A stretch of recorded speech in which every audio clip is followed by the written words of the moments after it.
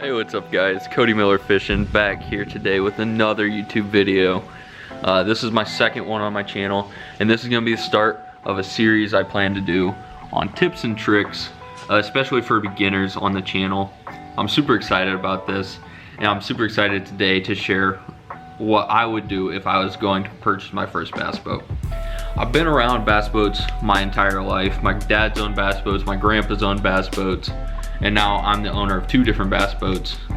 So today I hope I can share some good knowledge for you guys who's looking to get into your first bass boat. So stick around and let's get into the video.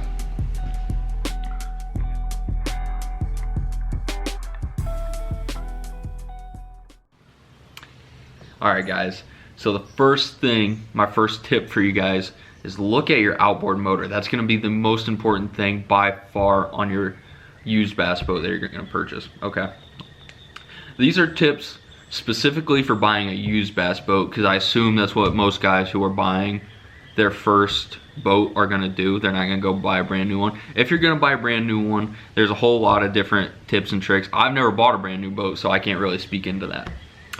So the first thing you want to know when buying any used bass boat is you want to know the most about your outboard motor. Okay, it's the most important thing on your boat by far.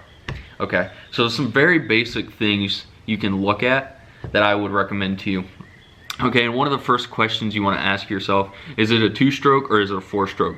Most of your new motors are going to be 4 strokes. Okay, a lot of your older ones are going to be 2 strokes, and there's a lot of differences in maintenance and stuff like that with 2 strokes and 4 strokes. Okay, so you'll want to look into, is it a 2-stroke, is it a 4-stroke? And I want to let you guys know I'm not a marine mechanic by any means, but I've been around outboard motors enough in my life to where I kind of know just some general things about them as someone who's just an enthusiast about it. Okay, so the number one thing you want to know is it a 2-stroke or a 4-stroke? Okay, that's a very basic question. The second thing you want to look at when looking at your boat, when you determine whether it's a 2-stroke or 4-stroke, is obviously the horsepower. Okay, you want to look at the horsepower that you're getting and look at how big and how heavy your boat is. Okay, so if you're going on big bodies of water, you definitely are going to want a higher grade motor. That's just basic stuff, right? But I would recommend getting the highest grade motor you can get on your watercraft. Okay, or on your bass boat, sorry.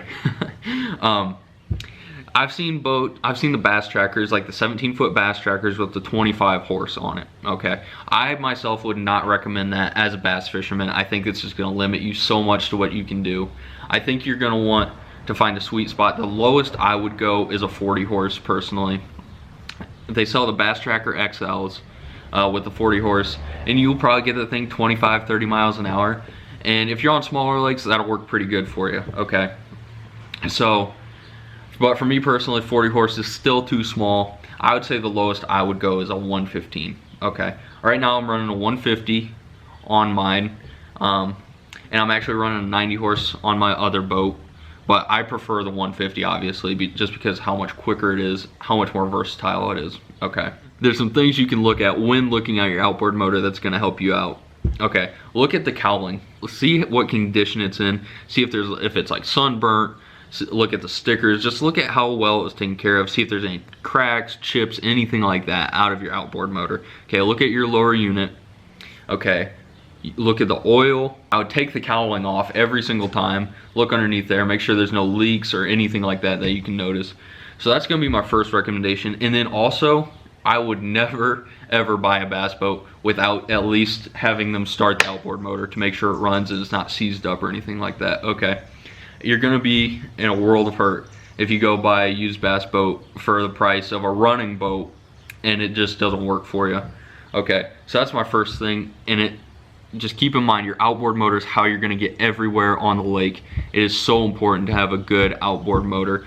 And then just a small thing you can think about is the brand of motor. Okay, so typically there's 3 main brands in bass boats. Now it's more 2, but in your older ones there's 3. Okay, so the 3 that you're going to find in older bass boats are Evinrude / Johnson, Mercury, and Yamaha. Okay, when looking at an older bass boat, if you're gonna go with a boat with an Evinrude, which I have a Johnson, so I'm in the same boat as you guys, just think that, or just keep in mind that Evinrude is out of business, and getting parts for the motor is a little bit tougher than Mercury and Yamaha because they are still in business and they just have more readily available parts. Okay, so that's the first thing I would recommend when thinking about buying a used bass boat. All right guys, my second tip for you guys when looking at buying a used bass boat is look at the carpet and the seats. The carpet and the seats are gonna tell a story about your bass boat that the owner might not tell you. If you see the carpet and the seats are trashed, that's gonna tell you that boat probably wasn't very well maintained. Now, keep in mind, the boat could be in good condition outside of that, but those are two very expensive items that I personally wouldn't want to deal with. Now, seats, I wouldn't walk away from a perfectly good bass boat if just the seats were torn up, okay? Right now, I'll show you guys in my B-roll. I replaced the seats in my Ranger. I'm working on it right now. So, I bought a boat with torn up seats. That's something I've done, knowing that it was gonna be a lot of money down the road, and I bit the bullet and I spent that money. And I'm currently working on getting new ones installed. Okay, so that's the first thing. And also, with my boat, it's a unique situation because I've known every owner personally. It was my grandpa, it was my dad, it was my cousin, and now it's me, okay? So I knew the owner of the boat, and I knew that the people before me took care of it. So that was something super helpful for me. Look at the carpet, and that really is gonna tell you a story of whether or not this boat was taken care of. Okay, the seats, even if the boat is well taken care of, sometimes the seats can rip because the stitching it'll wear down over time, okay? So that doesn't, the seats don't necessarily mean that the boat wasn't taken care of. Now the carpet, on the other hand, I'm gonna show you guys, I have a 30-year-old Ranger here, and the carpet is in super good condition still. Okay, so if it has rips or anything like that all over the carpet, it looks terrible and you're gonna wanna replace it, okay? And now me personally, that's not a job I wanna do, okay? Because marine carpet is not cheap, and it is not easy to do at all by yourself, okay? There's some people out there that can do it. For your first bass boat, definitely look at the carpet and know that that might be something you're gonna have to tackle. Or you can deal with it. Once again, that's up to you, but I personally wouldn't buy a boat with torn up carpet just because I know how much work and how much cost goes into that. All right, the third thing I'm gonna recommend for you guys when buying any used bass boat, think about what you want to do with this bass boat, okay? If you're like me, you're gonna wanna fish some big water, but the local lakes to you are gonna be smaller. So I'm kind of in a unique spot where anywhere from 18 to 21 foot would work for me pretty well. If you're fishing, if you know you just wanna fish little creeks and stuff like that, you're going to want to go with the smaller boat for sure. And if you wanna fish a Lake St. Clair, you know, Lake Charlevoix, Lake Toho, anything like that, if you're gonna wanna fish that water consistently, you're gonna wanna go with a bigger boat, because being out on that big water with a smaller boat really sucks. You're gonna get beat up in it more. You're going to just not have as good of a time. If you don't know, you gotta know what kind of water you're gonna wanna fish before you go out and buy a bass boat.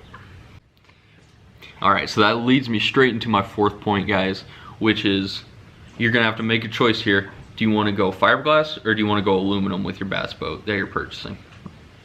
There are pros and cons to each, and let me share a little bit about my experience with both. So my dad has owned a Bass Tracker, a Ranger, and then we have another like 19-foot aluminum boat with a 90 horse on it, okay? And I own a Ranger right now, a fiberglass Ranger right now. Both serve a purpose, okay? And each one has its pros and cons, like I said. So let me share some pros that I like about an aluminum bass boat, okay? When I'm going in backwater creeks or getting up in the muck and stuff like that, I'm not worried about it getting scratched. I'm not worried about it getting dirty, okay? Now, obviously, you do want to clean it off a little bit, but with fiberglass, it can really look terrible if you don't clean it. Aluminum is not the case for most boats. For any aluminum boat I've been in, the maintenance on it, as far as cleaning goes, is just so much easier, right? Now, when you go out on the main water in an aluminum boat, the aluminum boats I've been in are smaller, okay? 18 foot is the biggest. So when we're out on big water and there's waves and wind, it's pretty annoying to fish because you're getting beat up. Okay, so that's where the fiberglass really shines, is when you're out on big water or you're out on in rough conditions. You're gonna, if that is like what you're gonna fish mostly. If you're fishing out on, like, you know, Toledo Bend consistently, if you're fishing out on Lake Fork, you're gonna want to go with fiberglass just because of how good it does in the waves. Now, there are exceptions to the rule, obviously, right? They make the 21 foot aluminum like Expresses or the Tracker Savage. Most people buying their first bass boat aren't buying 21 foot aluminum boats. They just aren't. Most people buying their first bass boat are gonna go with something similar to what I have, which is an 18 foot aluminum, just because the affordability of them. You're thinking like 12 to 25,000 for an 18 foot aluminum. With a 21 foot aluminum, you're thinking more 40,000. And for the people I'm talking to mostly today, I'm thinking we're gonna be in that price range from anywhere 5, 10, 15, or 20,000. So that is something to consider when you're in that cheaper aluminum range. That's what you're kind of gonna get, is the smaller aluminum boats. So that's just something to think about. And the choice is totally up to you. It's personal preference, and there's good things about both. And personally, guys, I prefer aluminum just because how much easier they are to take care of. But I have a fiberglass right now because it's my family's boat. And so I run a fiberglass, and it's super nice in its own unique ways, but it is just a lot more work for me to take care of. But it's totally up to you guys. You can't go wrong with either one. And like I said, I own both. So just know what kind of water you're gonna be fishing, and that's really gonna determine what's right for you. Okay, also when considering fiberglass or aluminum, you really have to think about, what am I gonna tow this with, okay? If you have a smaller truck, like a Ranger, a Tacoma, a Colorado, with a V6 or turbo 4-cylinder, I would recommend aluminum all day because it's gonna be so much easier on that engine for you. I've seen guys with 518 or 519 Rangers with Tacomas, and it works, but I think it's just tougher on that engine. So if you have like a Silverado, Dodge Ram, Tundra, F-150 with a V8 in it, or the turbo 6-cylinder, that really opens up your options to the fiberglass boats, okay? So think about, what are you gonna tow the boat with? And that's just something to keep in mind too when you're going through your options here. All right, guys, the fifth thing you're gonna wanna think about, which I'm sure everyone watching this video probably knows already, but let me just share a little bit of insight. The fifth thing you're gonna wanna look at is your graphs and your trolling motor and other accessories that comes with the boat, okay? Your trolling motor is probably your second most important thing on your entire boat, 100%. So look at what trolling motor you have. Is it a newer one with spot lock? Is it an older one? And that's something to keep in mind. And once again, I might walk away from a bass boat if it has an older trolling motor, because I know how much new trolling motors cost with spot lock, okay? I run, on my older boat, I do run a motor guide without spot lock, and it gets the job done. If you're just trying to go out every once in a while, it'll work for you, okay? However, if you're wanting to fish consistently or do local tournaments and really get into it, I would highly recommend spot lock, and it's one of the most important things you can have. It really frees up your mental space to not have to think about continually fighting the wind or anything like that. So make sure you're thinking about, if you're gonna fish a lot, I would 100% recommend spot lock. That's one of the most important features that I think can come on a bass boat. Okay, now the other thing that a lot of people take seriously is their graphs. Okay, so I'll share what kind of graphs I have, and it works really well on a budget. So on my Ranger right now, I have two Helix 7s that I'm not a fan of at all. So I'm switching over to Lowrance, and I got the Eagle Eye 9, which is the cheapest live scope on the market that you can get. It's $1,000, and it gives you live scope access, okay, or front facing sonar access, I'm sorry. And then right now I'm in the process of taking my Humminbirds out, so that way I can get the Lowrance Elite at the driver's side console, okay. Now, the brand, it's totally personal preference. I go Lowrance just because bang for your buck. I think you're gonna get a lot for the money that you pay. I know so many guys that like Humminbird, and I know all the professionals and all the guys who take it super serious go with Garmin. Okay, so just think about what you're getting as a total package as far as accessories go. And if it comes with, you know, power poles, that's probably pretty important to some people. I don't run power poles just because I don't have the money for it right now. I'm gonna get power poles at some point in the future, but just think about, will you have power poles on your boat? That's another huge accessory that a lot of people like to run. Hydraulic jack plate, lithium batteries, those are two other things that you can look at that would add value to the boat that you're purchasing, just knowing that you're gonna get the best in class. For me personally, I run lead acid batteries, and I don't have a hydraulic jack plate. Two things that I wanted to get in the future, but I can't afford at the moment. So those are things to consider when looking at your bass boat. Think about the total package that you're gonna get for the accessories. And if there's a good boat that you like and it doesn't have some of these things, these are all things you can add later on.